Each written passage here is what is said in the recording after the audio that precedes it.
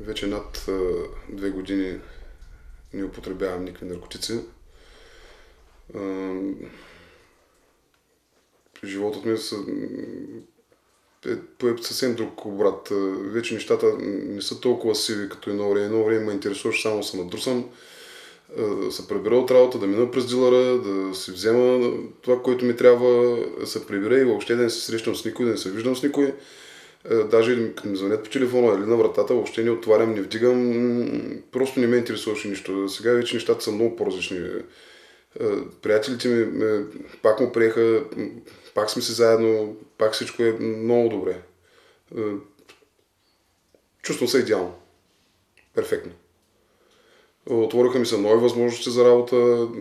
Просто хората вече гледат със съвсем друго око на мен.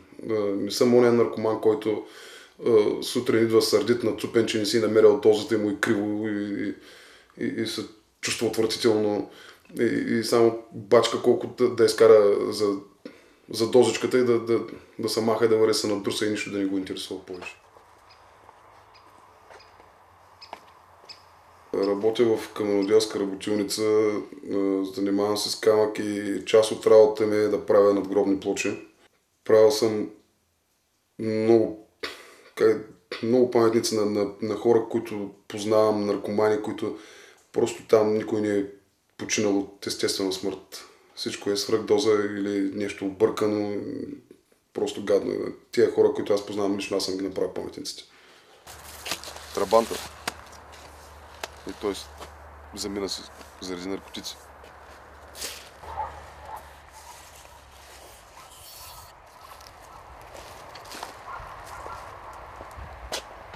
Там са на тяната и на Кичо, гробовите. На всички аз съм им правил паметниците.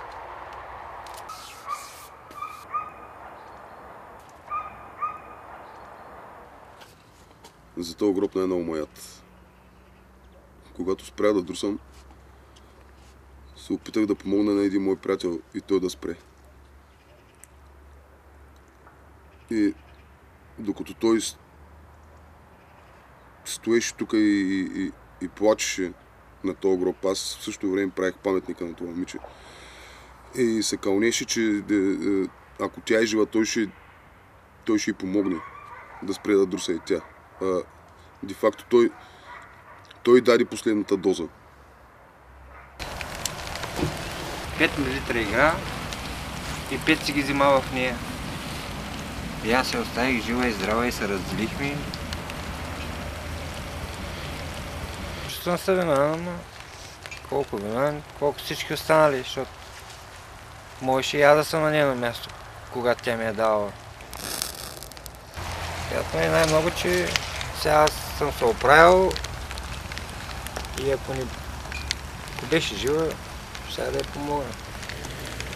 И в последствие не стига, че не спря. Ами и продължи и зареби още едно 17-годишно момиче.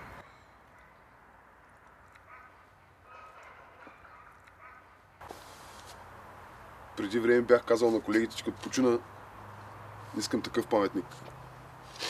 От 2 години не е ставало въпрос за такова нещо.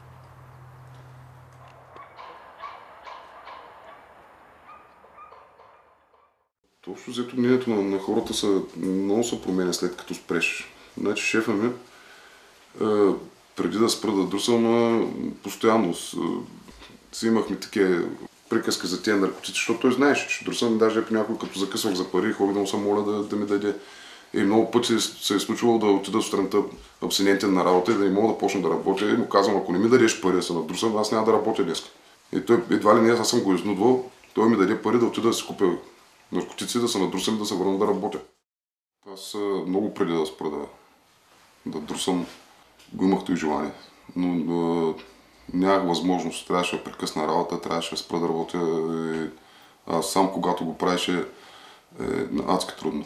И тогава едно мое приятелче ми каза, че има такава идея да направи такова сдружение, да помага на хора с такива проблеми, като моя.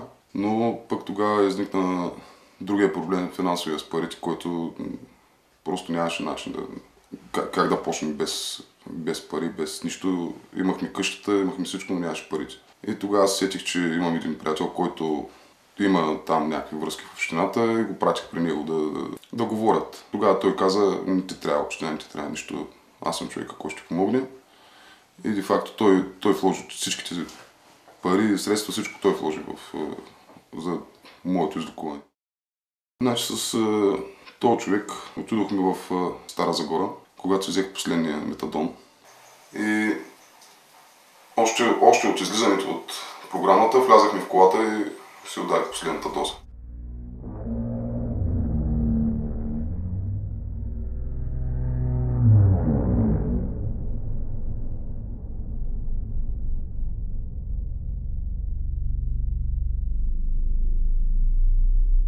Гледа ли оня ден даха с Бенисио Дел Торо един филм "Всичко, което изгубихме"? Не. Той пак беше наркоман такъв, хероинов.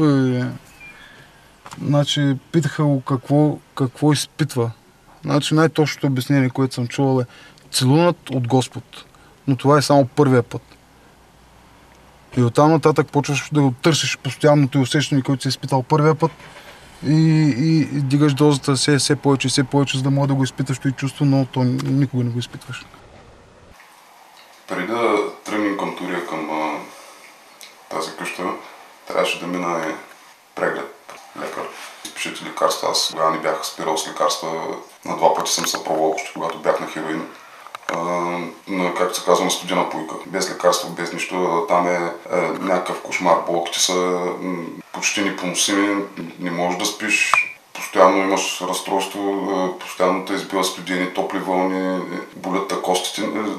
Много е гадно. И тъй се оказах после в Турия, където стоях 3 месеца.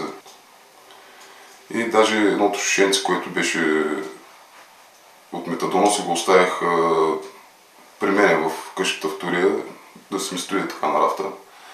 Един вид за успокоение. Да се знам, че имам, но да не го пипам. Първият ми тест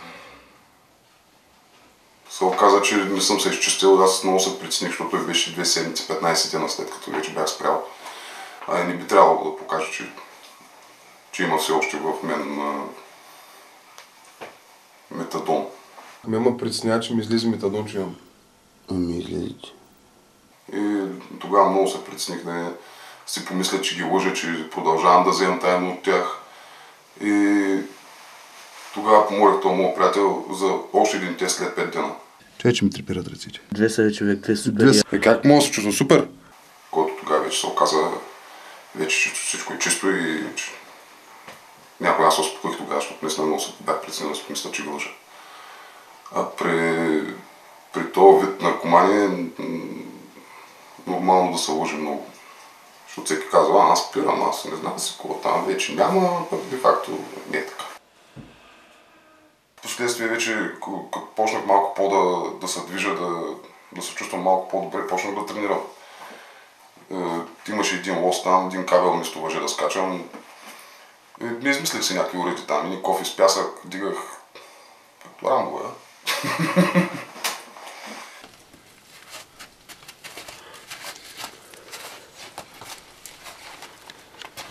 От време на време правиха и много яки изненади.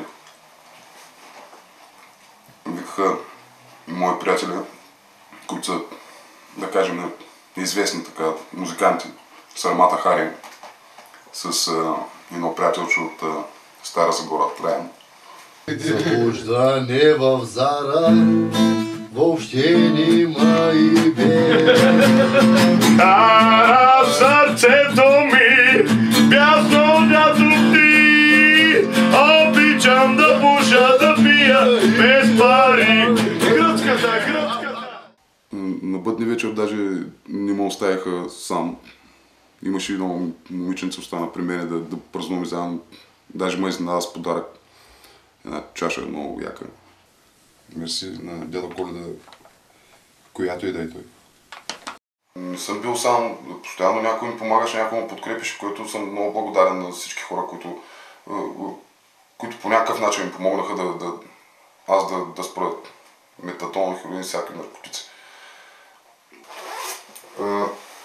време на време ходихме на такива мероприятия като баскетбол, например, Беройци в Стара Загора. Нашите казанлъшките волейболистки. Там сме се срещали винаги с дали се с треньор, дали ще е с някой играч на театър. Моля, изберете един от посочените варианти. Сте ли в момента, бил ли сте някога или има вероятност някога да бъдете? А. Гей, Б. Наркоман, В. Гей наркоман. После с артистите се приказваме. Дерзайте, защото то за никой не е лесно да ви кажа. И при нас е зор голям, но вашето е... Преборите ли се веднъж, ще имате този спомен, този кураж за цял живот. Общо взето, където да отидем, всеки на подкрепиш, всеки ще браво, така трябва.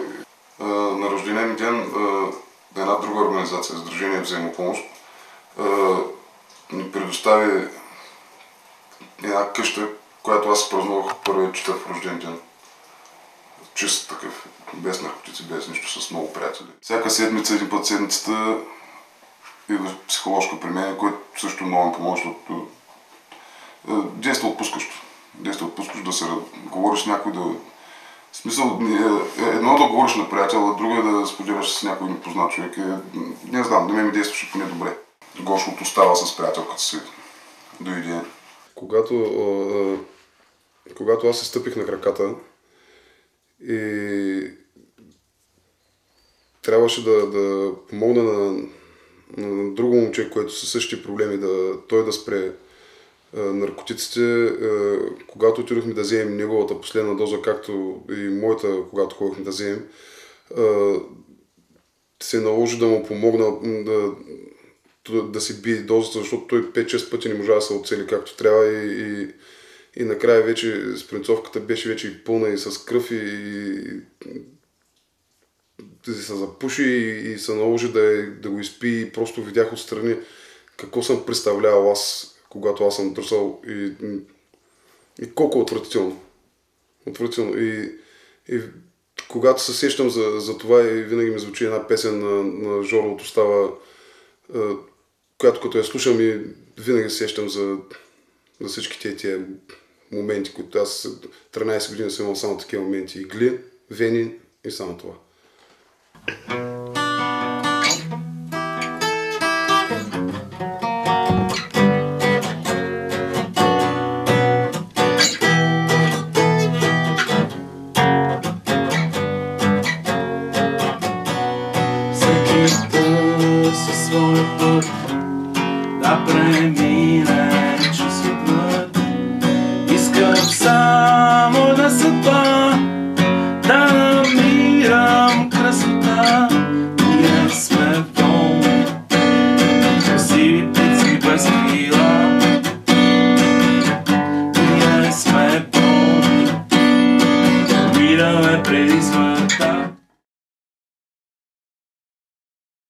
Запознахме се с ръководител на младежки дейности към общината и секретаря на местната комисия против обществени прояви.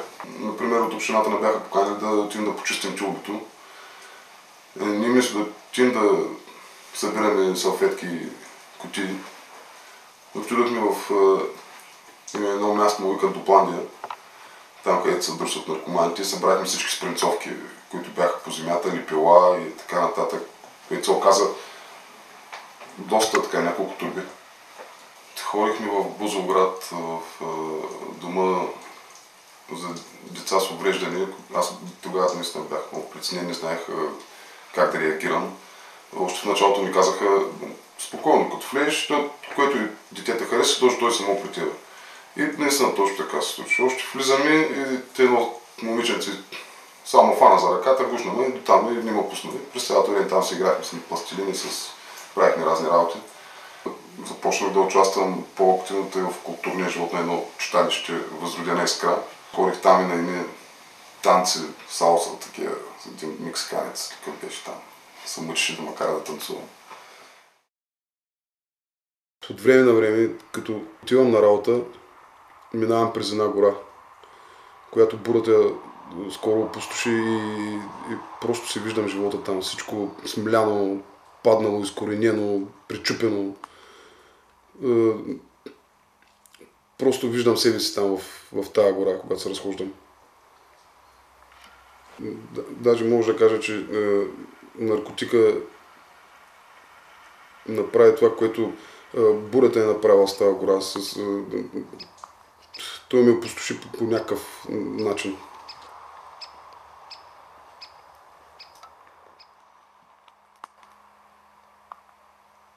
Имаше една обща среща с психоложката и с всички там, които са били през цялото време покрай мене, заедно с сина ми.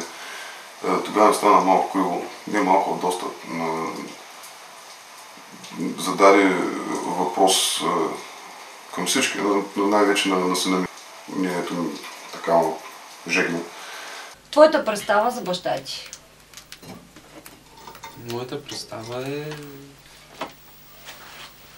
Обичам го, уважавам го, обаче прави доста глупости, които и аз не мога да възприема, не мога да разбера за какво ги прави, какво го подтиква да ги прави.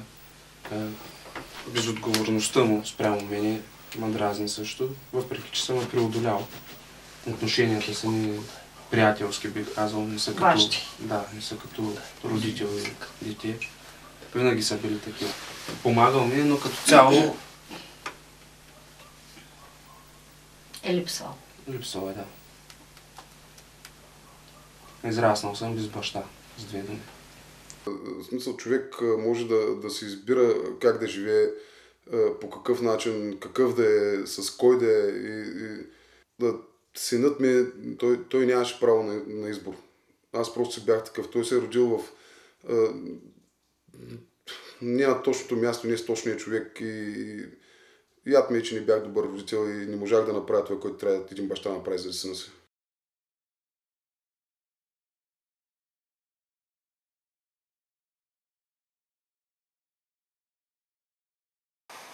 Общо взето нещата са много добре. Бачкам си вече преди бях отървал една-две фирми, сега пак се върнаха, пак почнах да работя и с тях. Сина ми с приятелката си идва, което също беше много голяма изненада, защото аз тогава горе-долу с сина ми вече бях спрял да поддържам някакви добри отношения. Той има зарада, че нали, той дойде и му правихме си отношенията и с него. Каква гордост с Елена отиваме на концерт на Филип. Всички деца излизат по един път, Филип излизат два пъти да свири. Двамата надути поеци, нашето дете два пъти, не един път, два. Как му паднаха турите един път. Да, беше направо на премиерата точно на ансамбъла. Като накращаваха кмета там, нали, беше кръстник. Майко, какво съм правил, как съм се връзвал. Както играем, си паднаха гащите на сцената, човек. Съвсем различни хората по съвсем друг начин те гледат. Много посъветвам тях, които друсат просто да спрат и да вече живота наистина е много по-различен. На много хора съм го казвал в такива частни разговори с мои познати, които друсат, че просто ще видят как нещата коренно ще се променят, че живота ще стане много по-добър. След като видях бурата какво е направила с тази гора и как всичко е опустошено и сломено и в един момент усещаш, че се дава някакъв шанс, че го имаш и просто трябва да го грабнеш и да го стискаш и просто до края на живота си да стискаш, да знаеш какво е било, къде си бил, какво си правил и все пак има шанс да оцелееш и да бъдеш някой. Помниш ли за нова дорога, който говорих в гората? Все едно, че е издъгало бурята.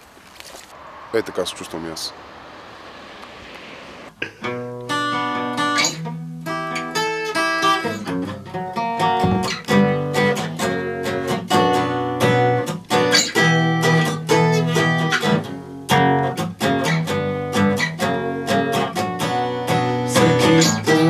Със своя път да премине чувствата.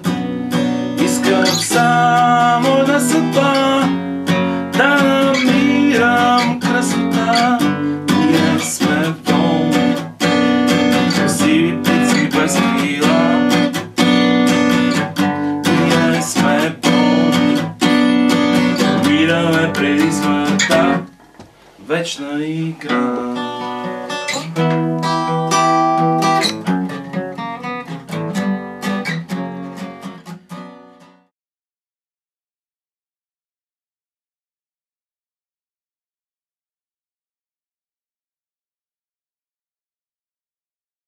имах един много така по-тежък разговор с много стар приятел от много давно. Разболя се от диабет и е принуден постоянно с принцовката в джоба да ходи и след като прекая с него, той наистина много ми повлия. Че при мен аз мога да реша или който там друг кога да спре да хвърли тази принцовка, той не може, той е задължен да го прави. Нито мога да ида някъде да легна, да се лекувам, нито и приятел да има. Нищо, нищо. Цял живот. Аз си остана вечно седмите, пак ви докато имате шанс. Моите са възползват.